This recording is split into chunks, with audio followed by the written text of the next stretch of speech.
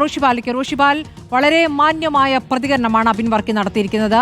തന്റെ അതൃപ്തി പറയുമ്പോഴും പാർട്ടിയെ ധിക്കരിക്കുന്ന ഒരു വാചകം പോലും അബിന്റെ പ്രതികരണത്തിൽ കാണാൻ കഴിയില്ല. ഇപ്പോൾ യൂത്ത് കോൺഗ്രസ് അധ്യക്ഷ സ്ഥാനത്തു നിന്നും രാഹുൽ മാങ്കൂട്ടത്തെ നീക്കിയ ശേഷം ദീർഘനാളായി ആരാകും എന്നുള്ള ചർച്ചകൾ നടക്കുകയായിരുന്നു. അതിന്മേലൊരു പിടിവലി നടക്കുന്നുണ്ട് എന്നുള്ള വാർത്തയുണ്ടായിരുന്നു. KC വേണുഗോപാൽ പക്ഷത്തിന് ആണ് ഇനി തീരുമാനങ്ങൾ അവർക്ക് അനുകൂലമായിരിക്കുമെന്നുള്ള സൂചനകൾ, സമവാക്യങ്ങളിലുള്ള മാറ്റം വരുന്നു. പലരും KC വേണുഗോപാൽ പക്ഷത്തേക്ക് മാറുന്നു. OJ ജനീഷ് അധ്യക്ഷനാകുന്നു. അതോടൊപ്പം തന്നെ പുതിയ വർക്കിംഗ് പ്രസിഡന്റായി KC വേണുഗോപാൽ പക്ഷക്കാരനായ ബിനു ചുള്ളിയിലിനെ നിയമിക്കുകയും ചെയ്തിരിക്കുന്നു.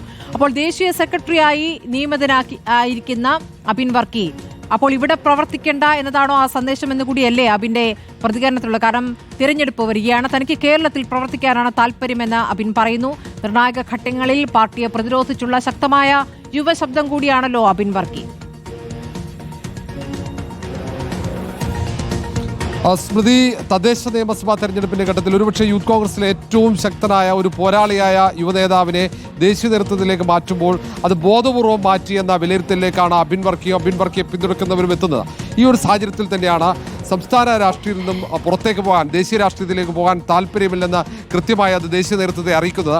അമർഷം ഉള്ളിലുണ്ടെങ്കിലും അത് ഉള്ളിലൊതുക്കി തന്നെയാണ് ഇത്തരം പ്രതികരണം അബിൻ വർക്കിയുടെ ഭാഗത്തുനിന്നുണ്ടാകുന്നത്. എല്ലാ കാലത്തും അച്ചടക്കത്തിൻ്റെ സീമകൾ ലംഘിക്കാതെ പാർട്ടിക്കകത്ത് അച്ചടക്കത്തിൻ്റെ ചട്ടക്കൂടിനകത്ത് നിന്ന് പ്രവർത്തിക്കുന്ന പാരമ്പര്യമാണ്, അങ്ങനെയുള്ള ഒരു ചരിത്രമാണ് അബിൻ വർക്കിക്ക് ഉണ്ടായിരുന്നത്. നേരത്തെ യൂത്ത് കോൺഗ്രസിൻ്റെ സംസ്ഥാന അധ്യക്ഷ പദവിയിലേക്ക് രാഹുൽ മാങ്കൂട്ടത്തിൽ തിരഞ്ഞെടുക്കപ്പെട്ടപ്പോൾ അതിനൊപ്പം നിന്ന് രാഹുൽ മാങ്കൂട്ടത്തിനൊപ്പം പൊരുതിയ ഒരു യുവനേതാവ് കൂടിയാണ് അബിൻ വർക്കി. സ്വാഭാവികമായും രാഹുൽ മാങ്കൂട്ടത്തിൽ ലൈംഗിക ആരോപണത്തിൽ പുറത്തായപ്പോൾ പ്രതീക്ഷിച്ചതാണ്, പദവിയിലെത്തുമെന്ന് പ്രതീക്ഷിച്ചതാണ്. പക്ഷേ എല്ലാ കണക്കുകൂടലും തെറ്റിച്ചു. സാമുദായിക സമവാക്യങ്ങളൊക്കെ അബിൻ വർക്കിക്ക് തിരിച്ചടിയായി. പക്ഷേ വർക്കിംഗ് പ്രസിഡന്റായി പോലും പരിഗണിക്കാത്തതിലുള്ള അസംതൃപ്തിയുണ്ട്.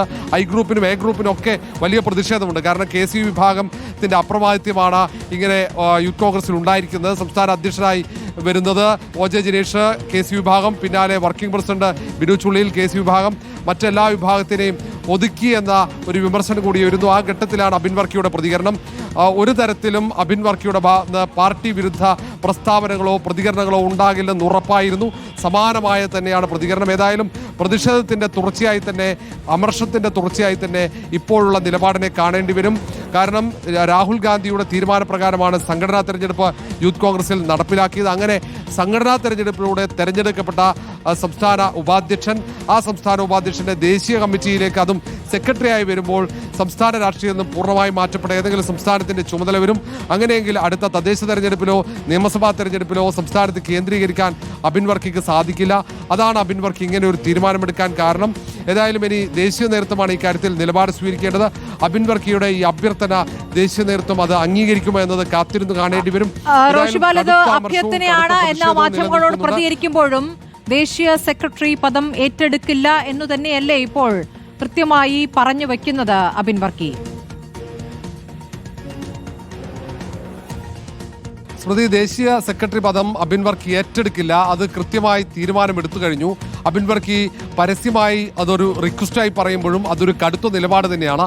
കാരണം അബിൻ വർക്കി സംസ്ഥാന ഉപാധ്യക്ഷ പദവിയിലേക്ക് വോട്ടെടുപ്പിലൂടെയാണ് തെരഞ്ഞെടുക്കപ്പെട്ടത്. അതുകൊണ്ട് അങ്ങനെ എളുപ്പത്തിൽ അബിൻ വർക്കിയെ മാറ്റാൻ സാധിക്കില്ല. ഏതെങ്കിലും തരത്തിൽ അച്ചടക്ക ലംഘനമൊക്കെ ചൂണ്ടിക്കാണിച്ച് മാത്രമേ മാറ്റാൻ സാധിക്കുകയുള്ളൂ. അങ്ങനെ അച്ചടക്കം ലംഘിച്ചിട്ടുമില്ല.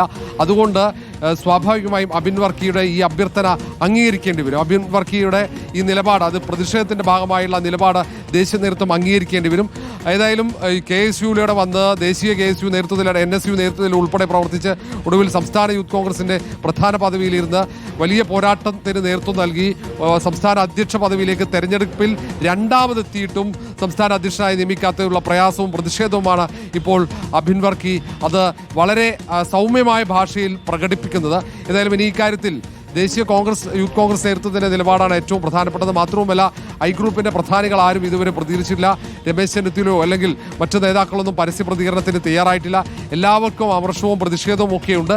പ്രത്യേകിച്ച് തദ്ദേശ തെരഞ്ഞെടുപ്പും ശബരിമല വിവാദവും ഒക്കെ ആളിക്കത്തുന്ന ഘട്ടത്തിൽ ഏതെങ്കിലും തരത്തിൽ പരസ്യ പ്രതികരണം നടത്തിയാൽ അത് പാർട്ടിക്ക് തിരിച്ചടിയാകുമോ എന്ന ആശങ്കയൊക്കെ എല്ലാവർക്കും ഉണ്ട്. അതുകൊണ്ടാണ് പല നേതാക്കളും തൽക്കാലത്തേക്ക് മൗനത്തിൽ തുടരുന്നത്, മൗനത്തിൽ അവരുടെ പ്രതിഷേധം ഒതുക്കുന്നത്.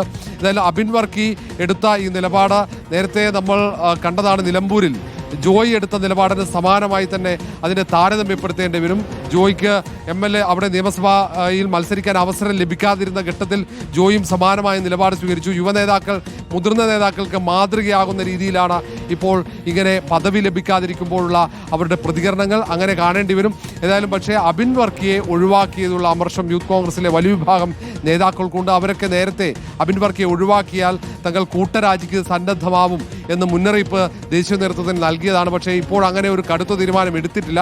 അത് നേതാക്കൾ ഇടപെട്ട് തൽക്കാലത്തേക്ക് അവരോട് പൊട്ടിത്തെറിക്കാൻ അങ്ങനെ ഒരു പരസ്യ പ്രതികരണത്തിലേക്ക് പോയി ഒരു പൊട്ടിത്തെറി സംഘടനയ്ക്കകത്ത് ഉണ്ടാക്കേണ്ട എന്ന ഒരു നിർബന്ധപൂർവമായ ഒരു ഇടപെടൽ നടത്തിയതുകൊണ്ടാണ് അവരാരും പരസ്യ പ്രതികരണത്തിന് തയ്യാറാകാത്തത് എന്നാണ് നമുക്ക് മനസ്സിലാക്കാൻ കഴിയുന്നത്. ഏതായാലും കൂടിയാലോചനകൾ പല തരത്തിൽ നടക്കുന്നുണ്ട്.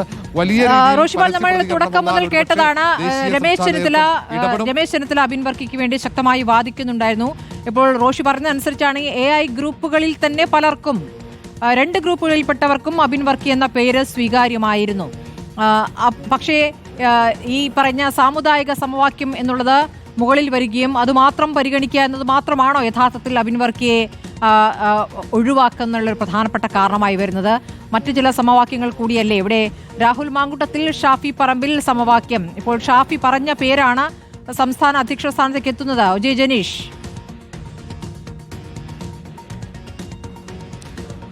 സ്മൃതി, അങ്ങനെയാണ്. കാരണം ഷാഫി രാഹുൽ മാങ്കൂട്ടത്തിൽ ടീമിനൊപ്പം നിന്നയാളാണ് O.J. ജനീഷ്. നേരത്തെ രമേശ് ചെന്നിത്തലയ്ക്കൊപ്പമായിരുന്നു O.J. ജനീഷ്. പക്ഷേ സംസ്ഥാന അധ്യക്ഷ പദവിയിലേക്ക് I ഗ്രൂപ്പിന്റെ സ്ഥാനാർത്ഥിയായി അബിൻ വർക്കിയെ നിർത്തിയപ്പോൾ അതിൽ പ്രതിഷേധിച്ചാണ് രമേശ് ചെന്നിത്തല വിഭാഗം വിട്ട് നേരെ സംസ്ഥാന അധ്യക്ഷ പദവിയിലേക്ക് O.J. ജനീഷ് മത്സരിച്ചത്. പിന്നീട് VD സതീശൻ്റെ ഒപ്പമൊക്കെ നിന്നു. പിന്നീട് ആ വിഭാഗം നിന്നും വിട്ടു. ഷാഫി പറമ്പിൽ KC വേണുഗോപാൽ ടീമിനൊപ്പം നിൽക്കുകയാണ്. ഇപ്പോൾ KC വിഭാഗത്തിൻ്റെ ഒരാളായി തന്നെയാണ് O.J. ജനീഷും ബിനു ചുള്ളിയിലൊക്കെ നിൽക്കുന്നത്. ഇപ്പോൾ യൂത്ത് കോൺഗ്രസ് പൂർണ്ണമായും KC വിഭാഗത്തിൻ്റെ കൈപ്പിടിയിലാണ്. അതിൻ്റെ ഉദാഹരണമായി തന്നെയാണ് I ഗ്രൂപ്പ് ഇങ്ങനെ ചൂണ്ടിക്കാട്ടുന്നത്. പക്ഷേ അപ്പുറത്ത് ഈ വർക്കിംഗ് പ്രസിഡന്റ് പദവിയിലേക്കെങ്കിലും എന്തുകൊണ്ട് അബിൻ വർക്കിയെ പരിഗണിച്ചുകൂടാ എന്ന ചോദ്യമുണ്ട്. യൂത്ത് കോൺഗ്രസിൻ്റെ ചരിത്രത്തിൽ, സംസ്ഥാന യൂത്ത് കോൺഗ്രസിൻ്റെ ചരിത്രത്തിൽ ആദ്യമായിട്ടാണ് ഈ സംസ്ഥാന വർക്കിംഗ് പ്രസിഡന്റ് പദവി അങ്ങനെ ഒരു തീരുമാനം വരുന്നത്. വർക്കിംഗ് പ്രസിഡന്റ് പദവി സൃഷ്ടിച്ചത് തന്നെ അത് KC വിഭാഗത്തിനെ അക്കോമഡേറ്റ് ചെയ്യാൻ വേണ്ടി എന്നാണ് ഉള്ള ഒരു ആരോപണമൊക്കെ ഇപ്പോൾ ഉയരുന്നുണ്ട്. പക്ഷേ അത് യൂത്ത് കോൺഗ്രസിൻ്റെ ഭരണഘടനയിൽ അങ്ങനെ ഒരു പദവിയില്ല എന്നാണ് ഇവരൊക്കെ ചൂണ്ടിക്കാണിക്കുന്നത്. ഏതായാലും എന്നാൽ പോലും അബിൻ വർക്കിയെ വർക്കിംഗ് പ്രസിഡന്റ് ആക്കിക്കൂടായിരുന്നോ, അല്ലെങ്കിൽ KM അഭിജിത്തിനെ വർക്കിംഗ് പ്രസിഡന്റ് ആക്കാമായിരുന്നില്ലേ എന്ന ചോദ്യമൊക്കെ ഉണ്ട്. കാരണം കഴിഞ്ഞ സംഘടനാ തെരഞ്ഞെടുപ്പിൽ മത്സരിച്ചിരുന്നില്ല ബിനു ചുള്ളിയിൽ. അങ്ങനെ സംഘടനാ തെരഞ്ഞെടുപ്പിൽ മത്സരിക്കാത്ത ബിനു ചുള്ളിയിലെ എങ്ങനെയാണ് സംസ്ഥാന നേതൃത്വത്തിലേക്ക് കൊണ്ടുവരിക എന്ന ചോദ്യം കൂടി ഉയർത്തുന്നുണ്ട്. പക്ഷേ സാധാരണഗതിയിൽ വേണമെങ്കിൽ നാമനിർദ്ദേശം ചെയ്യാനുള്ള ഒരു ദേശീയ നേതൃത്വത്തിന് അങ്ങനെ ഒരു അവകാശമൊക്കെ ഉണ്ട്. അങ്ങനെ ഭരണഘടന അനുവദിക്കുന്നുണ്ട്. പക്ഷേ എന്നാൽ പോലും സംഘടനാ പ്രവർത്തനത്ത് സജീവമാകാത്ത, നേരത്തെ ഷാഫി പറമ്പിലിൻ്റെ കമ്മിറ്റിയിൽ മാത്രം ഉണ്ടായിരുന്നു, പിന്നീട് സംഘടനയിൽ നിന്നും പിന്മാറി സജീവമാകാതിരുന്ന ബിനു ചുള്ളിയിലെ എന്തിനാണ് വീണ്ടും കൊണ്ടുവന്നത് എന്ന ചോദ്യമാണ് ഉയർത്തുന്നത്. ഇതൊരു ഗ്രൂപ്പ് സമവാക്യത്തിൻ്റെ ഭാഗമായിട്ടാണ്, സാമുദായിക സമവാക്യമല്ലെന്ന വിമർശനം മറുഭാഗം ഉയർത്തുന്നു.